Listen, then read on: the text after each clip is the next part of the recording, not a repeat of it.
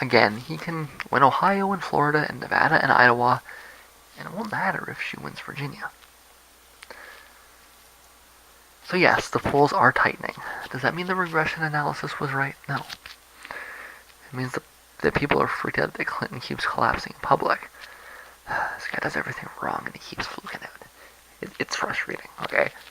Because I come up with these, these correct deconstructions, and then circumstances undo those. And if you don't know what you're talking about, then all you're gonna do is you're gonna say he said this and then it happened, so the, therefore he was right, but without understanding that his argument was completely wrong, and he just happened to fluke out, right? I mean, if you know, it would be nice if I can get some backup on this. Really, that's what I need, right? The situation is fundamentally different now than it was a few weeks ago. This is a different race than it was last month. We'll have to wait to see how it stabilizes. My guess is that Trump stays roughly flat while Clinton bleeds to third-party candidates. It might be enough that he can win on the split, but if she can convince people that she's okay, it will also probably snap back in place, okay? I mean, the basic shape hasn't altered. The right shape is a big distance, and the tightening is the noise, right?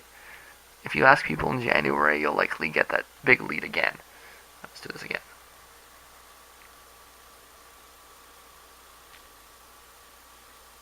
The problem is what happens when that's the election. And the next week, if you ask people in January, you'll likely get that big lead again. If you took it over 4 years, if you took it over 5 years, 10 years, well, let's say 5 months, 10 months, you'll see something kind of sinusoidal where the gap is usually large but sometimes decreases.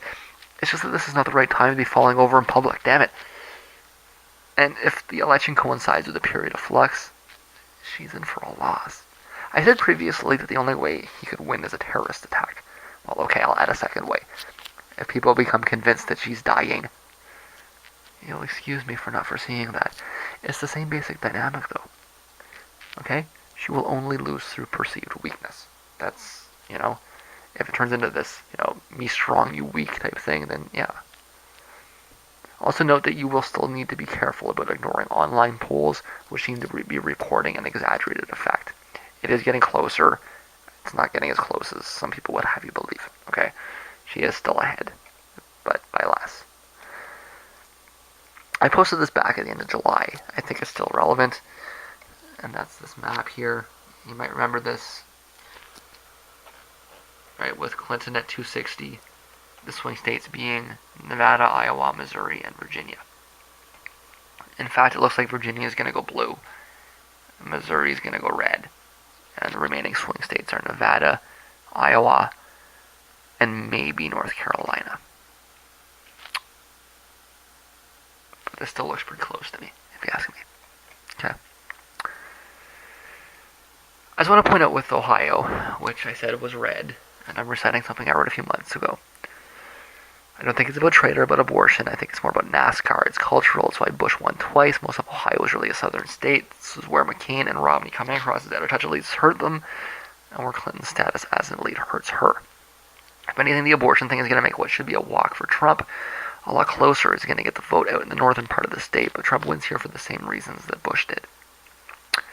She has a better chance in Florida, but I think you'll see the same basic dynamic assert itself on a slightly lower level. The north of Florida is the south. While anti-Trump feeling will likely increase turnout in the south, its cultural affinities will overpower in ways that Romney and McCain couldn't orchestrate. Again, Bush won Florida. Twice. Due to recent demographic changes, North Carolina is maybe a wild card, like I say, but I think it's a stretch to argue it's a swing state. One win in the modern era does not a swing state make, and Indiana is not a swing state either. I know that Clinton thinks she can win North Carolina. Maybe she will. I doubt it.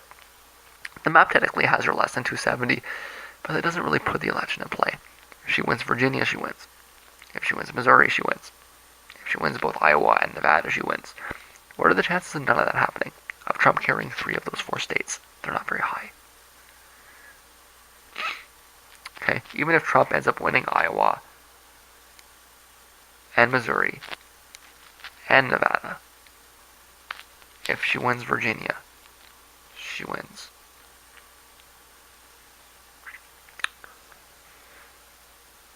The above graph was based on the assumption that Trump would fall in line and essentially be the same candidate as Bush, right? That's what that map was. That was Bush versus Clinton. George W. Bush versus Clinton, right?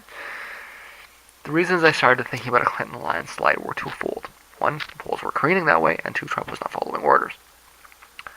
This threatened to create a revolt in the Republican base that would produce a result more similar to 92 or 96. So I started off with that, and then I looked at what Trump was doing and saying, no, Trump is trying to, he's run out of bounds, right? So let's look at 92 or 96, because Johnson is going to create an effect that's similar to the effect that Perot created. But Clinton's health has since become an issue. Now, people will say, it was getting closer before she got pneumonia. Well, yeah. Did you forget that she coughed her way off the field last week? That's when people started freaking out, right? She could barely get through the address. And then all of a sudden you see the numbers get closer in Ohio. It probably cost her Ohio.